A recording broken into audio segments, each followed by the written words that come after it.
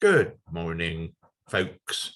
Today we have an interesting lecture on someone I am not too well conversed with. The talk is going to be from Graham Davey, and his title is Hilda Cashmore, Unsung Heroine of Friars Meeting. Graham. Thank you very much, Ray. It will be of, I hope, some interest, particularly to members of Central Meeting, which used to be Friars when Hilda was a member of it. Hilda Cashmore, at the moment, is remembered in Bristol only by Cashmore House, a block of flats in Barton Hill, but I hope before too long there will be a blue plaque on the wall of the settlement which she set up in Barton Hill. I'm going to say, first of all, very briefly, why and how I became interested in her. Secondly, the story of her life. And lastly, a few comments about her character and personality. In 1990, I applied for a position of resident participant at Rasulia, an agricultural centre set up by Quakers in central India. Rasulia is about 10 miles from Itarsi, which you will be hearing about later on. The main building in this agricultural centre was the meeting house, a substantial building with a library. In the library, I found a memorial booklet to Hilda Cashmore, which had been put together with tributes to her after her death by 15 women and one man, telling of their experiences of her and what a remarkable woman she was. And I read this book and saw the strong connection with Bristol and Barton Hill and got interested. Last year, one of the lecturers at Bristol University, Helen Mellor, wrote a biography of her. And it's fairly sketchy because Hilda Cashmore was very shy and self-effacing and didn't leave anything about her life. It was only letters to friends that it is the main source of information which Helen Mellor used to compile this biography. And at the end of it, she appeals to anybody who's got more information to come forward and give it, perhaps for a second edition of the book, which would be rather fuller. Right, the story of her life. She was born at Norton Malrabord, 6 miles south of Bristol on the A37, in Norton Malrabord Court, so fairly well-to-do family. And she was the 5th of 6 daughters, 6 girls. And she became, throughout her life, particularly close to her youngest sister, Maud. There was a long room over the stables at Norton Malrabord Court, and her father, who was a prominent Liberal politician in the area, held political meetings there. And Hilda and Maud, supporting their father and his politics at that time, used to go in a pony trap at election time, pasting Liberal posters on top of the posters of competing candidates. That's a practice which is not carried out now. It's rather frowned on.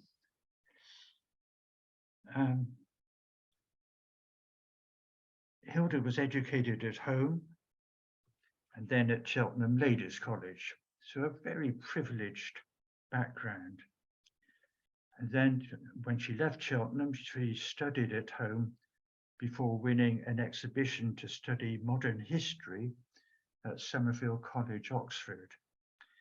And she was there from 1899 to 1902.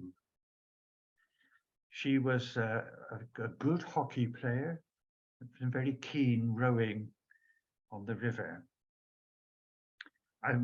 During her period at Oxford as a student, she gave up her father's liberalism and supported the newly formed Labour Party.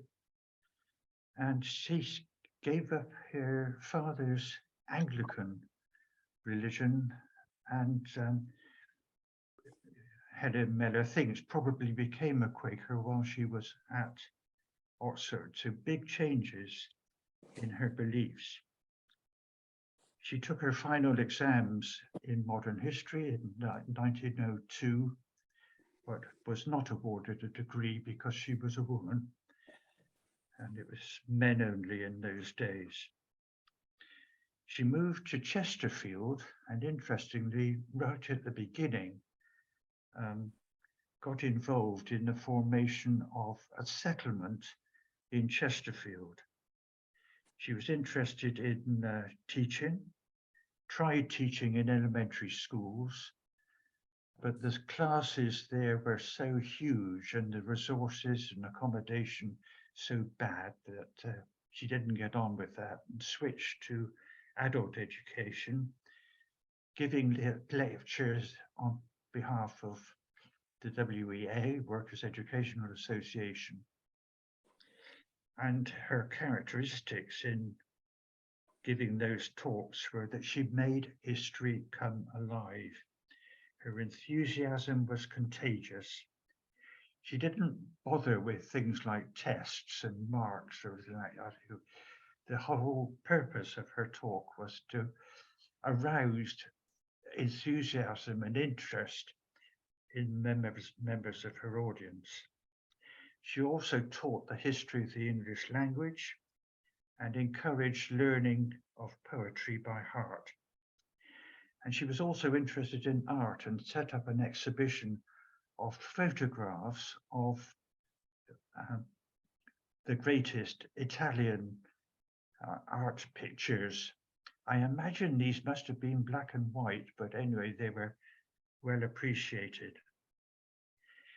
1904, after 2 years at Chesterfield, she came to Bristol and linked up.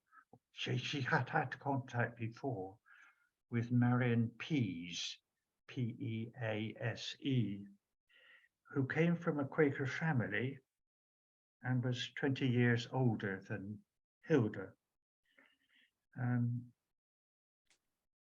Marion Pease was mistress of method at the Women's Day Training College, which was linked to the University College of Bristol. She was called mistress of method because she couldn't be a director of this department because she was a woman. That also was men only. They had great mutual respect for one another and formed a lifelong friendship. It was Marion Pease who put together the memorial book that I found in the library at Rasulia. She was offered by the University College a new post for someone who could teach degree courses, and immediately invited Hilda to apply for this. And of course, Hilda got it and lectured on economic and social conditions in Britain. And her lectures were so good that they attracted students from right across the University College. Hilda had been influenced very much by John Wilhelm Roundtree's lecture at Yearly Meeting in 1895, where he encouraged Quakers to turn from internal religious disputes, which may have arisen from Darwin's Origin of Species, and unite to work for a new social infrastructure.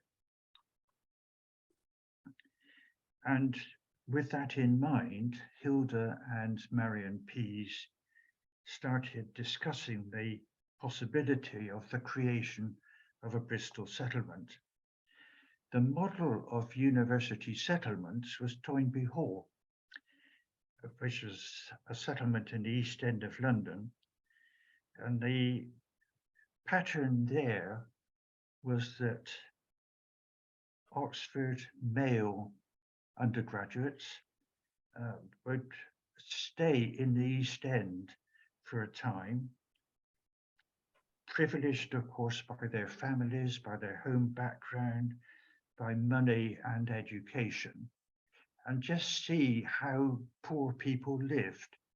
And the hope was that their interest in philanthropy would be heightened.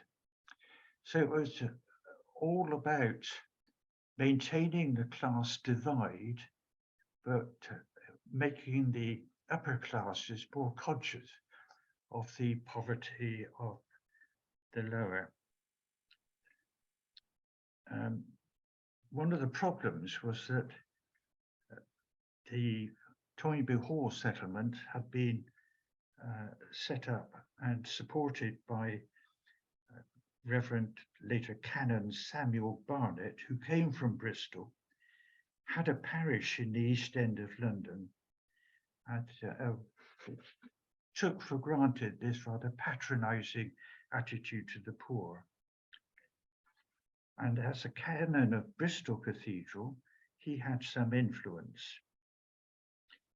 Now, Marion Pease and Hilda had very different ideas, a different vision of what a settlement could be like.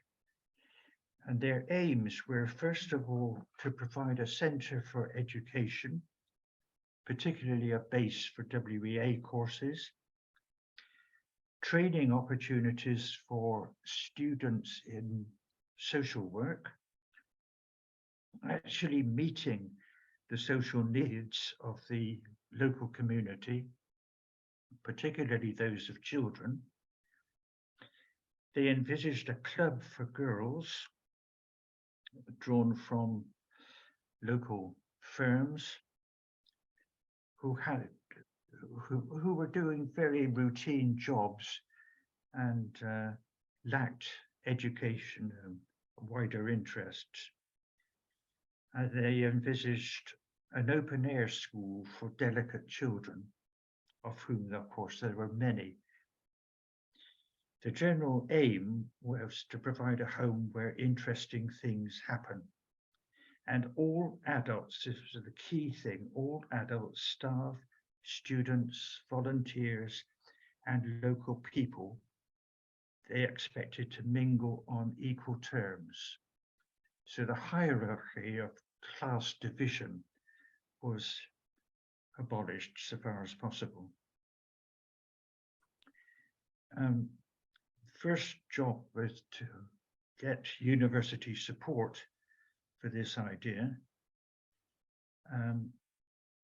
The University College, as a civic institution, being neutral in both politics and religion, was the ideal supporting organization to maintain the settlement and make sure it was adequately supported.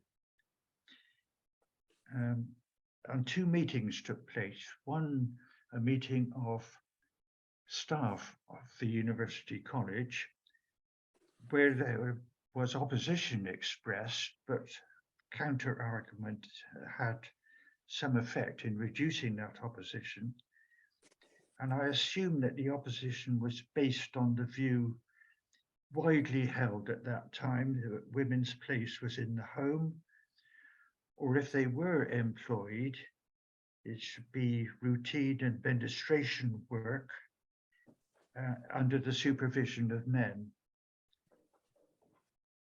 There was no recognition of social studies as being worthy of academic study or as a means of promoting the relief of poverty.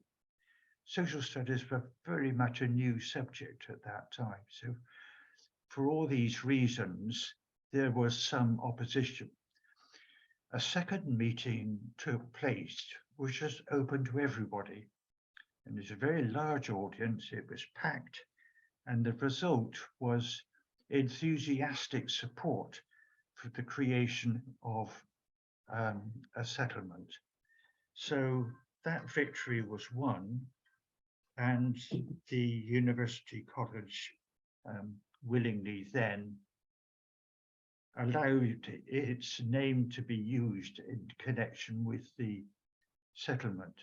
When I was a student at Bristol University, Barton Hill was called the University Settlement.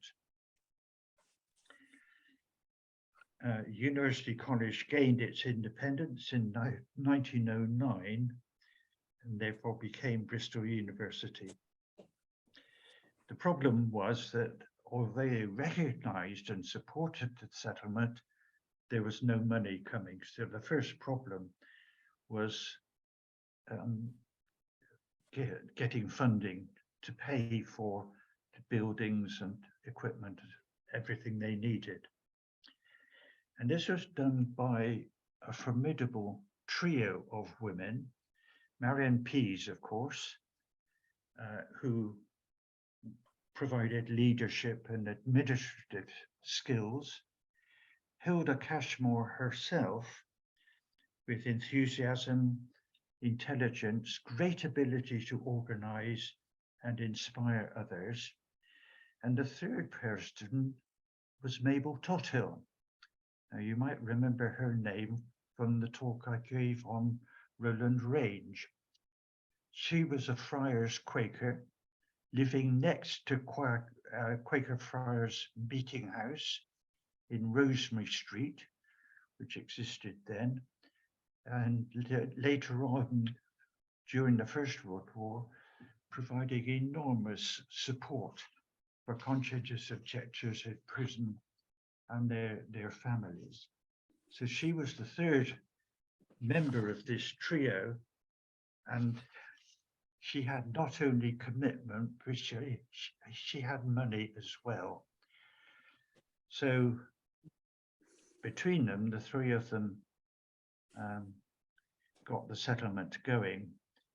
The original cottages were bought with money by Mabel Tothill, and she was known to Marion Pease because they had set up a girls' club in Barton Hill some years earlier.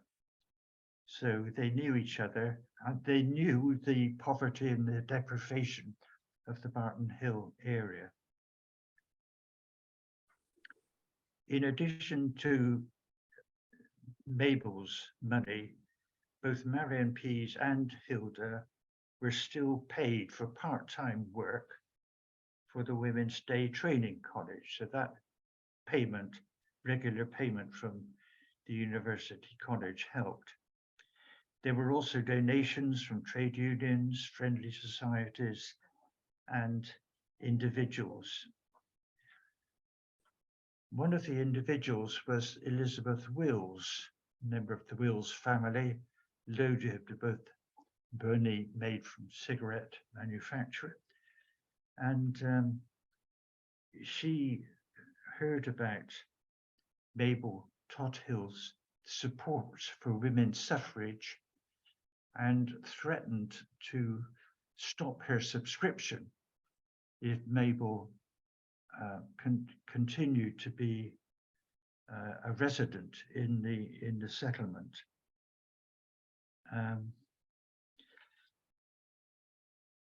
It's not known exactly what happened, whether the subscription was stopped or not, but Mabel Tothill withdrew from the residency, continued to support the settlement, but lived elsewhere.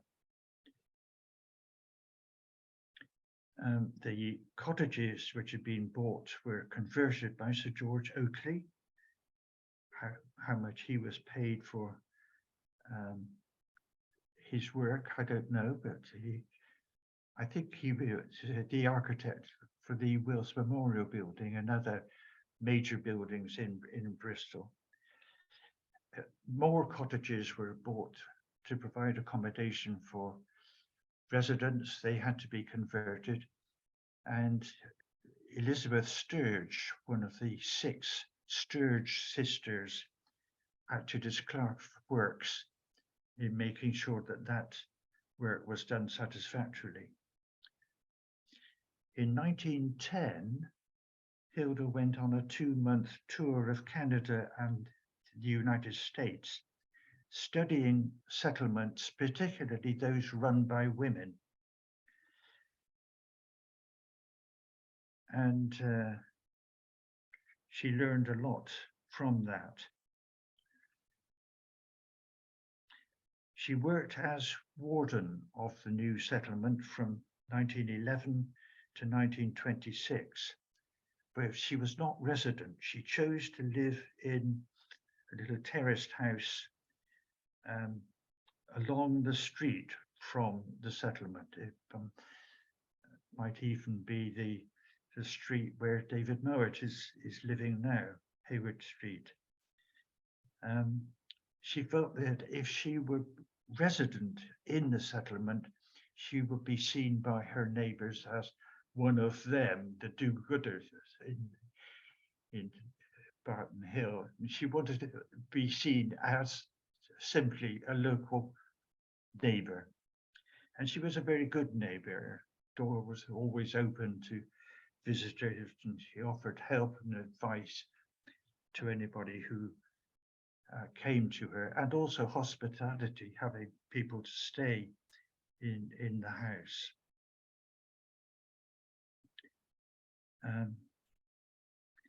There were major challenges as the work of the settlement developed.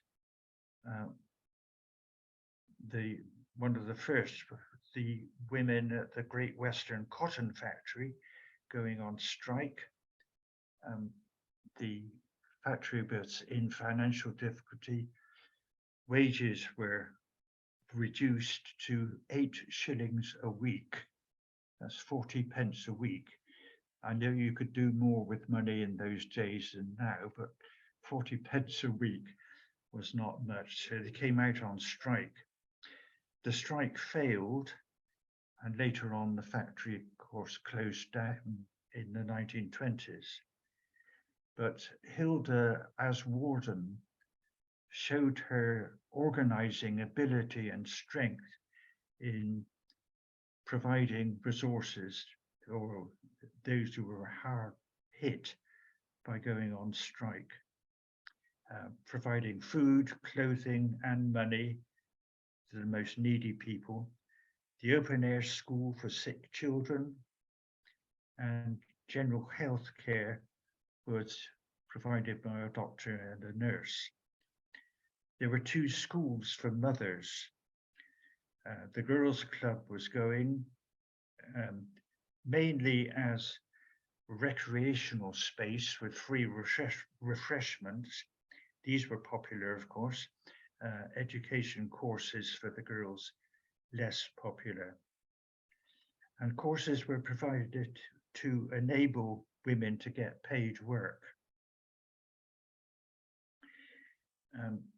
To help with the link with the university, Hilda constructed what was called the Social Study Testimony, a syllabus for social workers in 7 parts.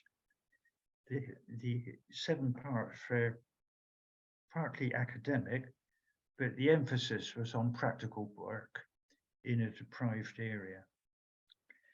This testimony was recognized by the university, so it had the status of a professional qualification and was followed in other institutions across the country.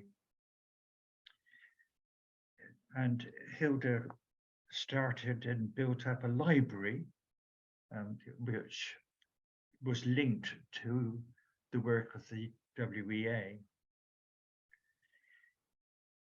1914, war was declared, and Hilda, despite her pacifist views, felt she could not oppose the war as warden of the settlement. So she applied for 6 months' leave to work with the Friends War Victims Relief Committee in France. She was fluent in French and so liaised between the needy refugees and civilians to organize, well, first of all, to ascertain their needs and to organize supplies to meet those needs. So a very useful member of the team working in France. That lasted, I think, about 5 months. And then she returned to Barton Hill, and there were new problems. Some women suffered illness from working in munitions factories. There were things like TNT and aircraft dope. In a factory at Avonmouth, problems of mustard gas. And what emerged from this was the need for factory inspectors to make sure that firms obeyed the law with regard to safety and welfare of their employees. And Hilda developed courses to train new factory inspectors.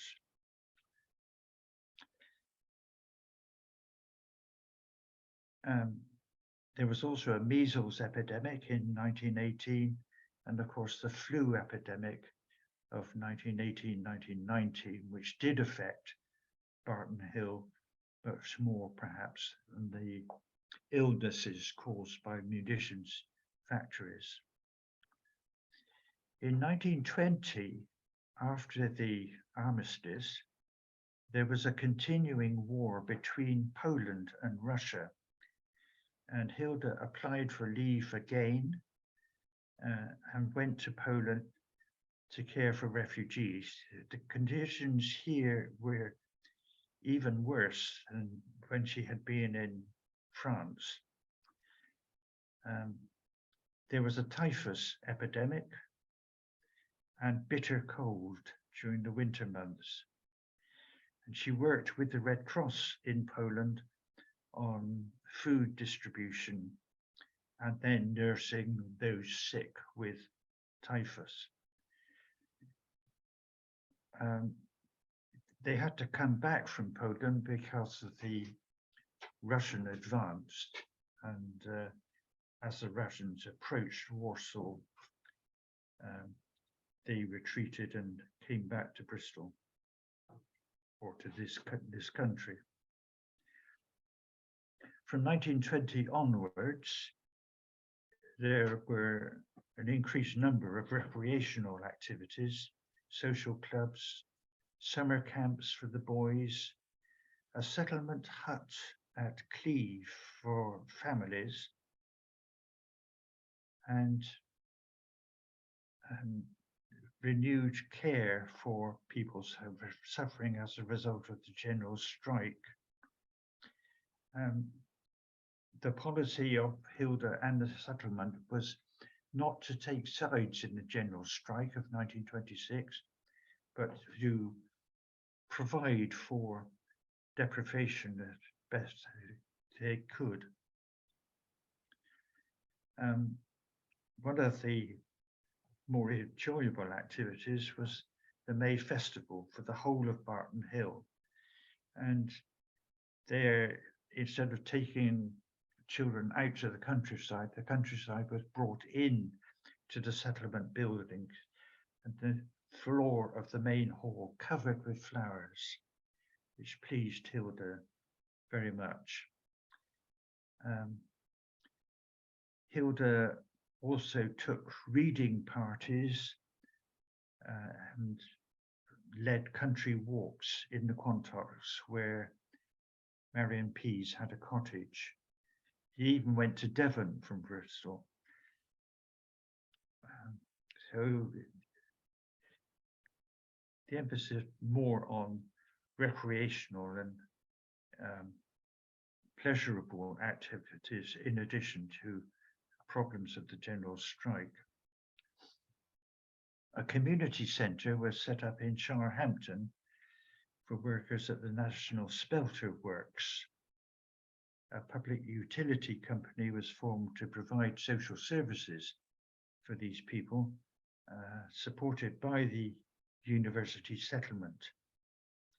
And Hilda and Ernest Bevan were on the committee together, providing services for that community centre, which lasted for 25 years. The idea of a settlement supporting outlying community centres and new housing estates spread throughout the country, and Hilda and others formed a national federation of residential settlements so that good practice could be shared between them and support and advice given. She was elected president in 1926 and also a member of the government New Estates Committee. She probably knew more about the needs of new estates than most people. Before actually taking up her presidency of this National Federation of Settlements, she was aware that the settlement in Manchester, which was older than the Bristol one, was close to collapse. And if she had been president of the National Federation, and it would have been a top priority anyway to keep the Manchester settlement going, she tried to get a suitable warden for that settlement, but realised in the end she'd have to take it on herself. But she laid down two conditions. First of all, it had to have closer ties with Manchester University for students to get practical experience in social work. And secondly, she would do it for a maximum of 4 years. Now, in fact, it took 7, but she did it. She arrived in the autumn of 1926, after the general strike, to find the buildings very dilapidated in the Ancoats, which was then a slum district of Manchester, heavily polluted with local industry. And she worked there with John Stocks. Now, John Stocks was the husband of Mary Stocks, who I can remember as a broadcaster on, I think, the Brains Trust or Any Questions. A very wise and perceptive woman, Labour Party supporter. And it was her husband mainly who, rather than Mary, who worked with Hilda to try and get the Manchester settlement going again. The buildings were close to collapse. In fact, when they started work on a round chapel, the roof fell in and the floor disintegrated. They were left with the walls only, and this enabled them, of course, to completely change the building into basically a theatre, but a place for leisure time activities. Hilda and John Stocks disagreed over accepting funding from rich industrialists.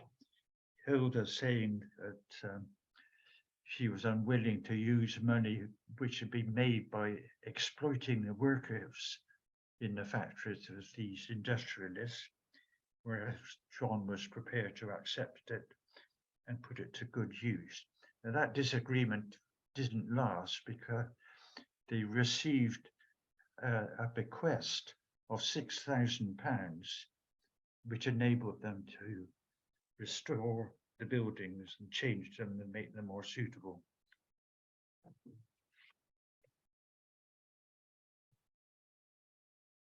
And so gradually, as the buildings were restored and activities were resumed, Manchester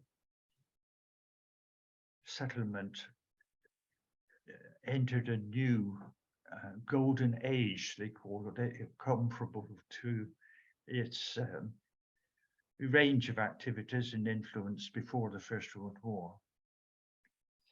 But it took time and a lot of effort to do this. The round hub of the settlement was a place where I said it was a theatre. Plays were written and acted there. Discussions took place, personalities visited. There were social experiments which took shape and grew in it. So the settlement to be brought back to life. Hilda found a co-warden to take over from her when she left. And as I said, she left hoping that the job would be done in 4 years, but it took 7. And she had established several linked community centres in the new housing estates which are being put up in Manchester. I was going to show you now what she looked like.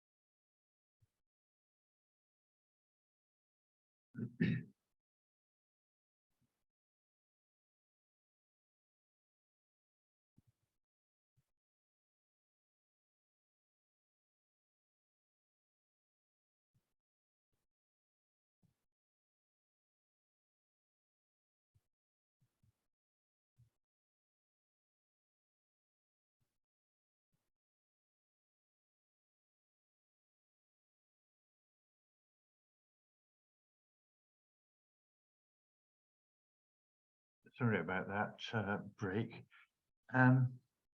You can see her cropped hair, her pince-nez glasses. She was short-sighted, rather prominent teeth. The fact that she was so close to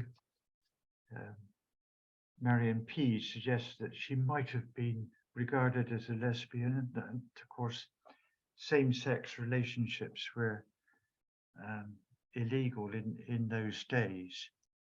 So she had a slightly eccentric appearance for those times. She wore hats which were described as remarkable or ridiculous.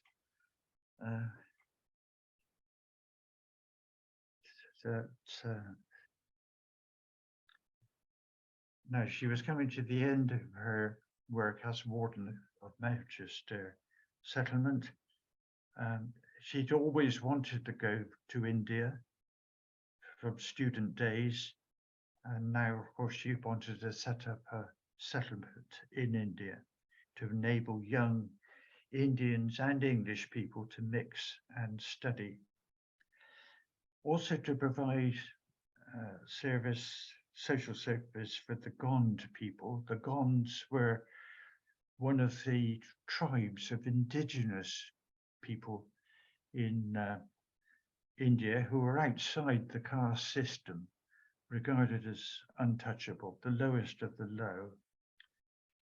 And of course, she had sympathy with Gandhi's principle of non-violence. So while she was still at Manchester, she was making trips to London for meetings with the Friends Service Council and the India Reconciliation Group, preparatory to going out to India. And she took 8 weeks leave for a fact-finding tour, starting from this town of Itarsi, which had been a Quaker mission centre from the middle of the 19th century. And it had a school and hospital and various farming projects to help local people. I went there in 1991, and the school was still operating as a Quaker boys' school. The hospital had been taken over, I assume, by government services. The great advantage of Itarsi was that it was the junction between the main north-south railway line and the east-west railway line. So from Itarsi, you could get quickly and easily to all parts of India. And in the 8 weeks fact-finding visit, Hilda travelled to all the major cities and some of the towns as well. She gave in her notice at Manchester settlement, secured generous funding from the Friends Service Council, including a car, and arrived at Itarsi in November 1934. To avoid the heat of the high summer, she gave lectures and led discussions at a hill station in South India, and then came back to the Itarsi area and discovered the Rasulia site.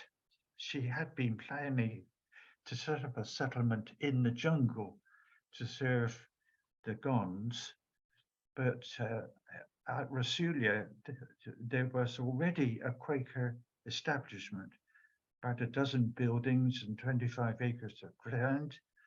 It was already owned by Quakers. She didn't have to buy it, and it was only 10 miles from Itarsi.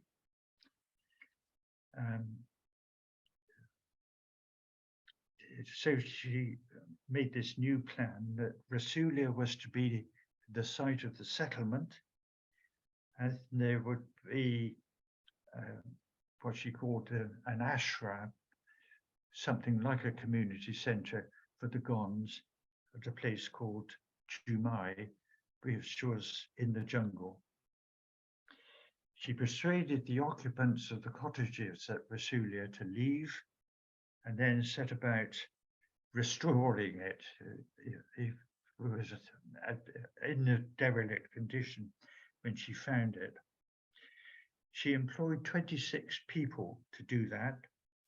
They were involved in keeping the cattle, restoring the buildings, weeding, which restricted the spread of mosquitoes, lepping the floors, which hadn't been done for a long time. This is polishing the floors with cow dung, and making a bamboo hedge to keep the goats out. All that work by 26 people had to be supervised, and Hilda did this personally. In the last months of 1936, everything was going well, and she visited Gandhi's 4th ashram at Sevagram and talked with him on some of his walks. So that was a valuable experience for her. In 1937, she took 5 months leave to come back to this country for fundraising. And when she returned, Rasulia was in a state of chaos and inertia. People were affected by malaria. At Jamai, with the Gonds, there was an outbreak of cholera in the local brick centre. And Hilda dealt with that cholera outbreak by putting potash in over 30 wells and lining them with stone. So that was another important project. It took her 4 weeks to get Rasulia operational again, just in time for a student summer school and many more visitors coming for Diwali and Christmas.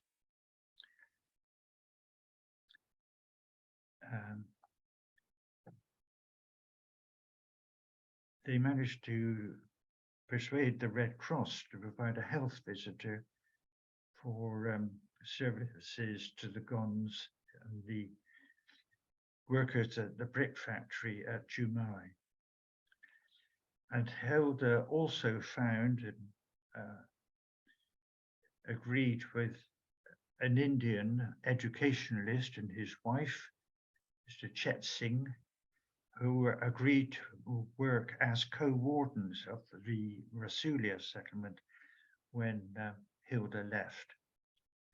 And she left there in December 1937, calling on friends and the all-women's conference in Nagpur on her way back to this country, and arrived in Bristol in February 1938. She was 38. She would have been 62 then, suffering from severe arthritis and malaria. But despite this ill health, she worked for the Refugee Council in Bristol, helping, first of all, refugees escaping from Germany, and then a big influx after the fall of France in 1940. On one occasion, she provided accommodation for 200 women who came with three days' notice.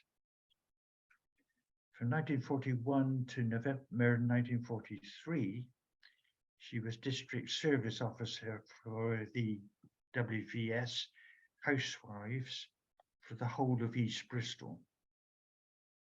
She lived at St Matthew's Vicarage in Whitehall Road and turned that into a headquarters for WVS Women's Volunteer Service housewives. She worked in the library at Quakers Friars Meeting House, arranging support for victims of the Blitz bombing. But she found all this work more difficult and I think stressful because of her health. Graham, yeah. sorry to interrupt, but the last few sentences have been awfully vague. I can't lip read you either. Oh, It's I'm as sorry if about that. it's as if you've gone quieter. Well, I'm trying to finish. What does WPS stand for? Women's something service? Women's Voluntary WV? Service. Yes, it's I heard DS. P. Okay, Yes, thank you. She also established a hostel for homeless old people in Huntsville, Somerset, and found staff and equipment to get it going.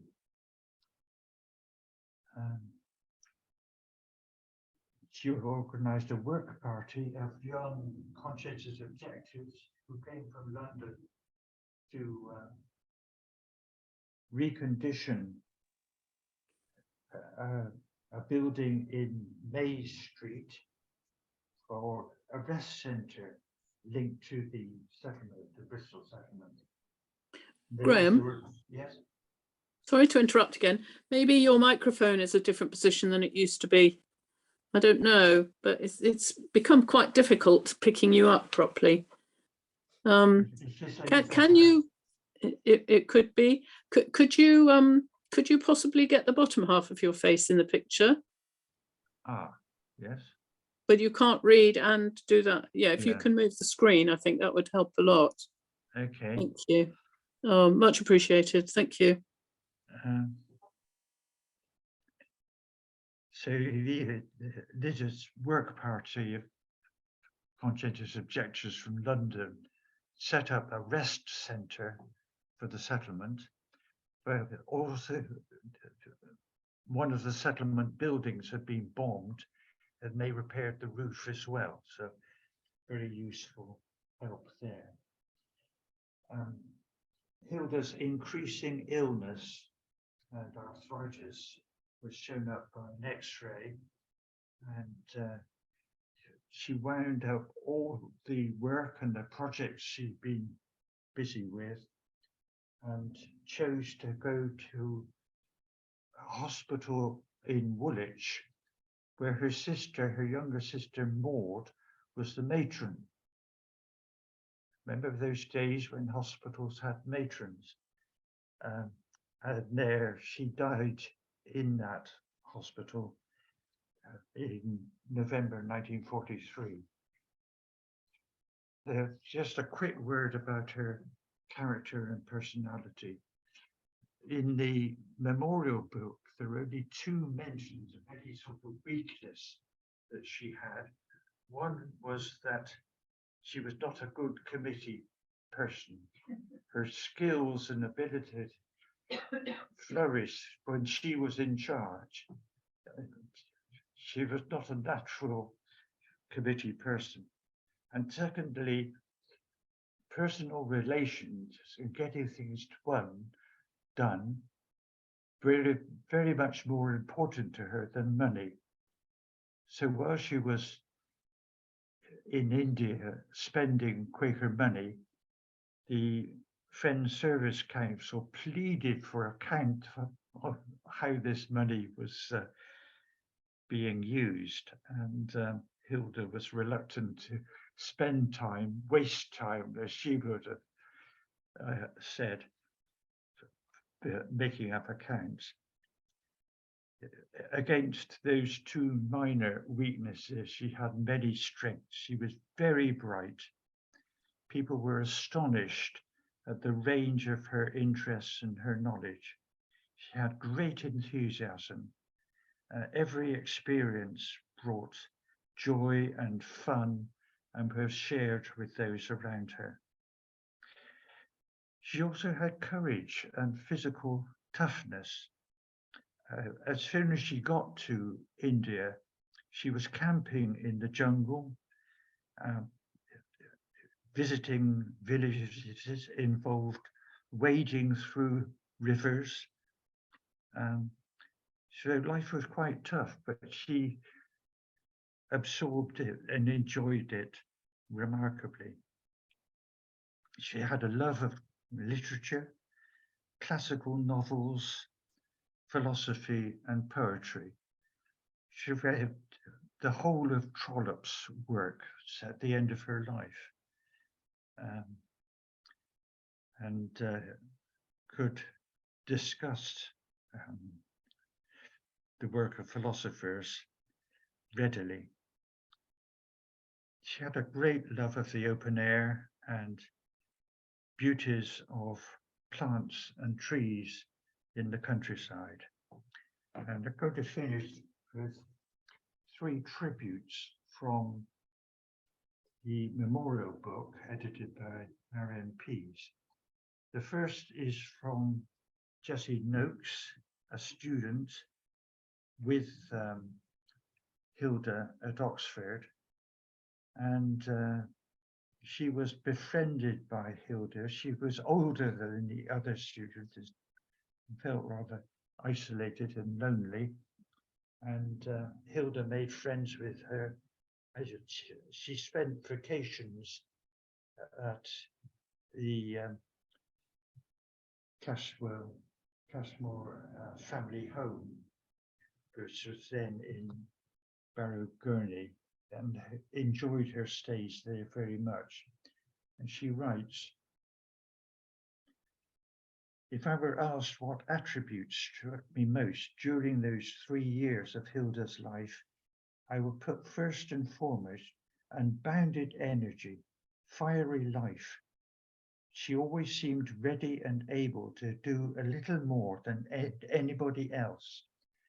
Nothing seemed too big to do, nothing too small to care about.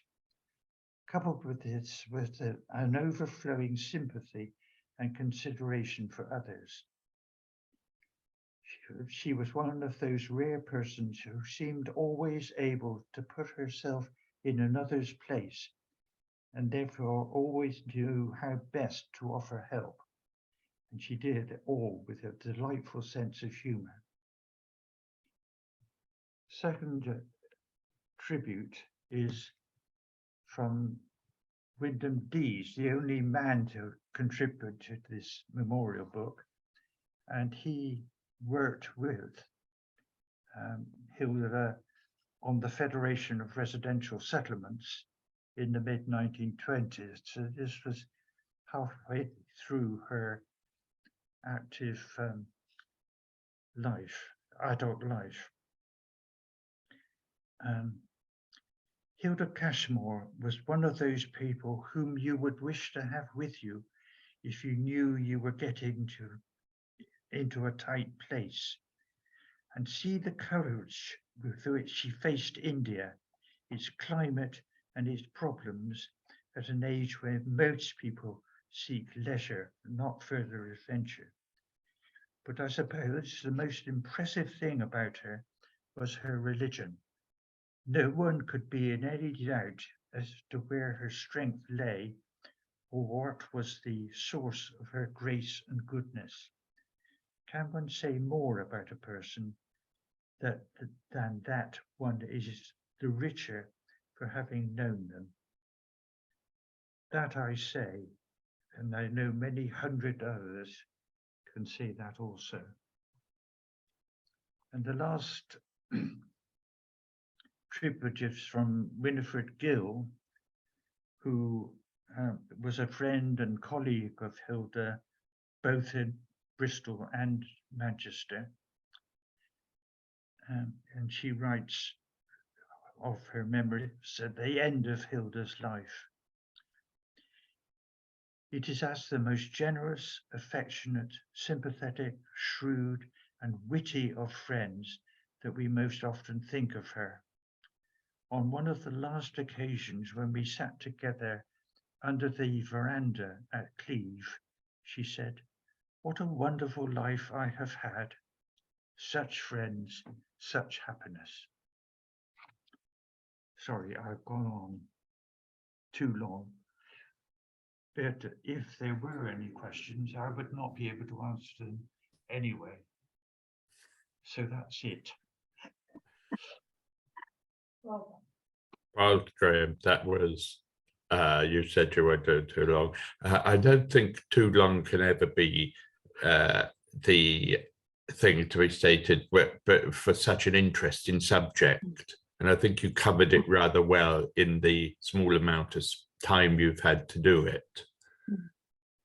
So I would say thank you very much for that.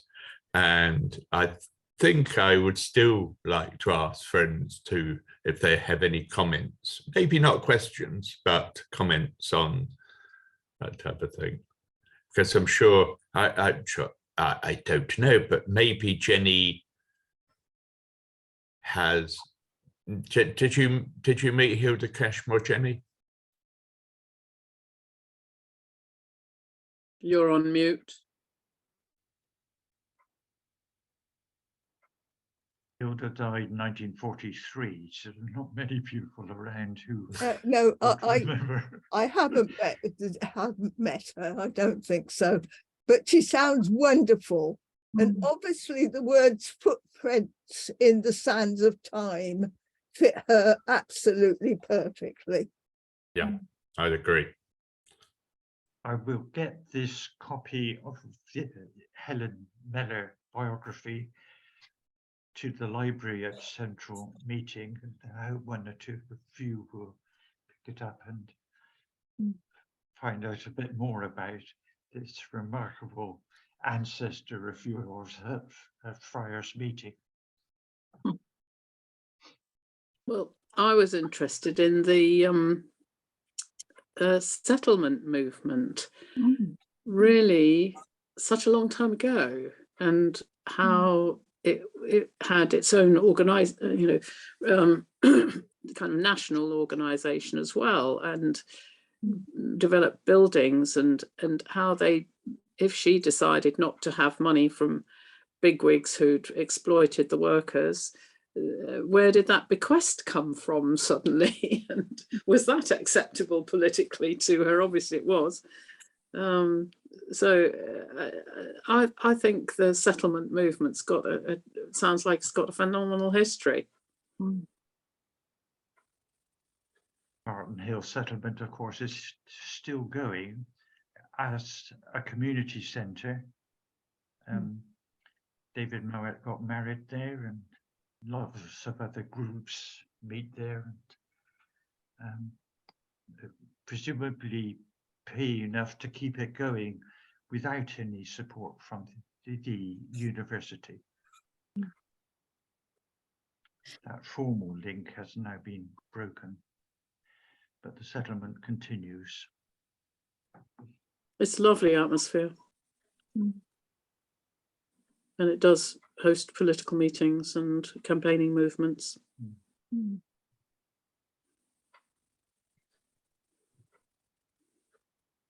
Over 100 years old now. That was Right.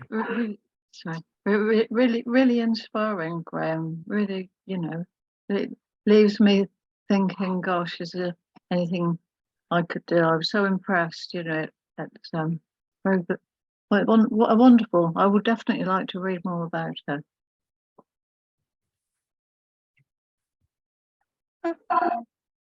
What's happened? We can hear you.